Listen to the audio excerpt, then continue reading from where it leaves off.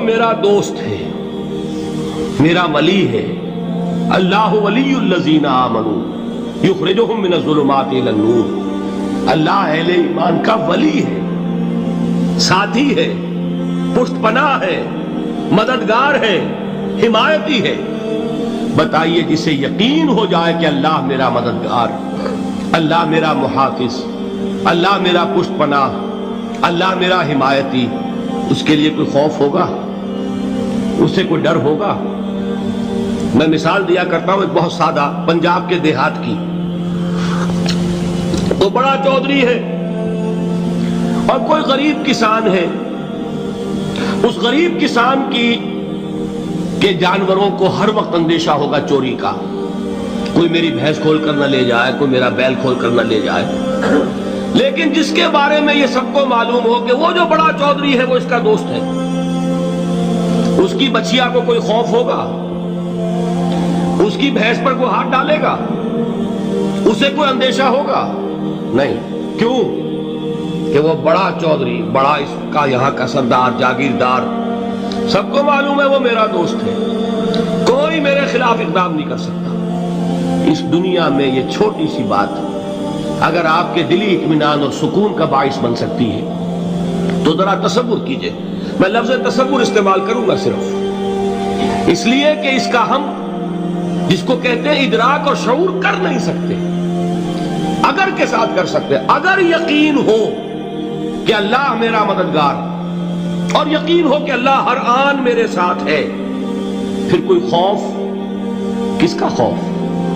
کوئی شے اللہ سے بالا تر ہے؟ کوئی قوت اس سے زیادہ طاقتور ہے؟ کوئی اس کے ارادے کو بدلنے والا ہے؟ کوئی اس کی مشیت کے آڑے آنے والا ہے؟ یہی بات ہے جو حضور نے فرمائی۔ یہ ایمان کا حاصل ہے لب لباب،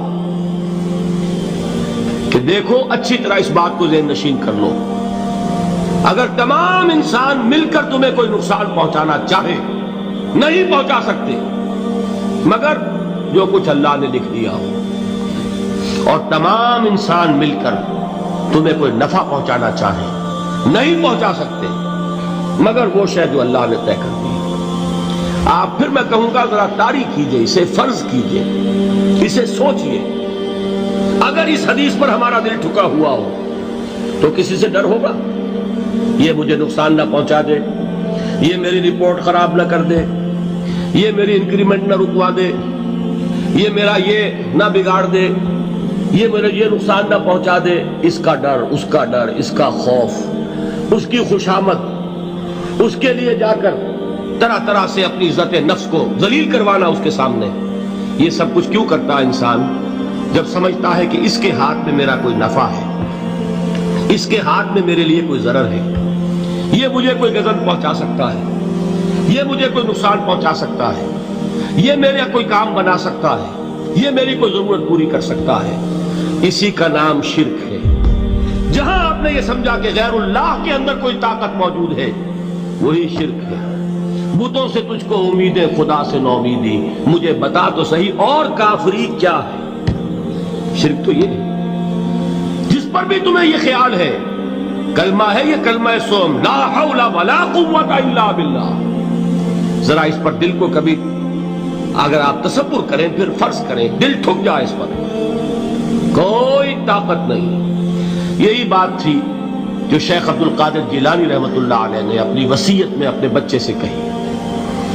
11ویں دینے والے ہیں، لیکن حضرت شیخ عبد القادر جیلانی کی وصیت اور تعلیمات کو کتنے لوگ ہیں تم جانتے ہو؟ یہ جن مقامات تک پہنچے ہیں وہ کس چیز کی بدولت پہنچے ہیں؟ انہوں نے جو پیغام دیا وہ کیا تھا؟ اے میرے بچے، جس طریقے سے قرآن مجید میں حضرت لقمان کی نصیحتیں جو ہے نقل کر دی گئی ہیں، میں یہ عرض کروں گا بالفرض اگر قرآن حضرت عبد القادر جیلانی کے بعد نازل ہوا ہوتا تو شیخ عبد القادر کی یہ نصیحتیں بھی قرآن میں درج ہوتی۔ اتنی اونچی نصیحتیں ہیں۔ اے میرے بچے، اس حقیقت کو ذہن نشین کر لے، لا فاعل فی الحقیقت ولا مؤثر الا اللہ۔ اس کائنات میں نہ کوئی فاعل حقیقی ہے نہ مؤثر حقیقی ہے سوائے اللہ۔ کسی شے میں کوئی تاثیر نہیں اگر اللہ نہ چاہے۔ آگ جلا نہیں سکتی اگر اللہ نہ چاہے، پانی ڈبو نہیں سکتا اگر اللہ نہ چاہے، زہر ہلاک نہیں کر سکتا اگر اللہ نہ چاہے، کوئی چیز فائدہ نہیں پہنچا سکتی اگر اللہ نہ چاہے۔ تو در در پہ کیوں سر جھکاتے ہو؟ در در پر کیوں جبیں سائی کرتے ہو؟ سب کے سامنے کیوں ہاتھ پھیلاتے ہو؟ ایک اللہ سے مانگو، ایک اللہ کے سامنے زمین پر اپنی جبین رکھو۔ لا فاعل فی الحقیقت ولا مؤثر الا اللہ۔ نظر آتا ہے ہمیں کہ پانی پیاس بجھا دیتا ہے، پیاس بجھانے کی صلاحیت پانی میں نہیں ہے، اللہ کے اذن سے۔ کھانا بھوک مٹا دیتا ہے، بھوک مٹانے کی صلاحیت کھانے میں نہیں ہے، اذن رب میں۔ دیکھیے یہی یقین تھا حضرت موسیٰ علیہ السلام کا واقعہ یاد کیجئے۔ سامنے سمندر آ گیا ہے، قوم دیکھتی ہے پیچھے کہ گرد و غبار کا طوفان ہے۔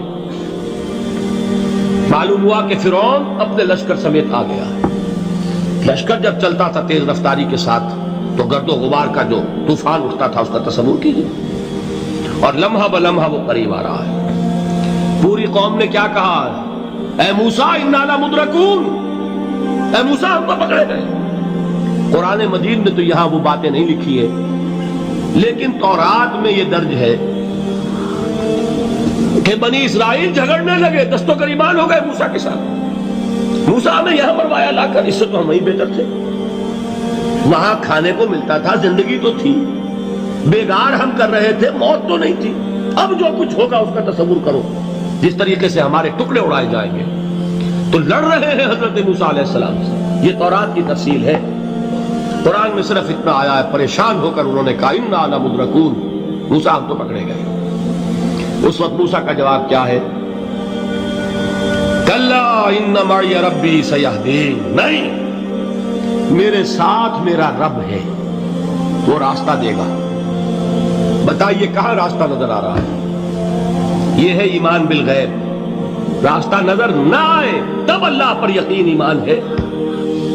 جیب میں پیسے ہوں اور تب دل کو اطمینان ہے تو ایمان کس پر ہوا؟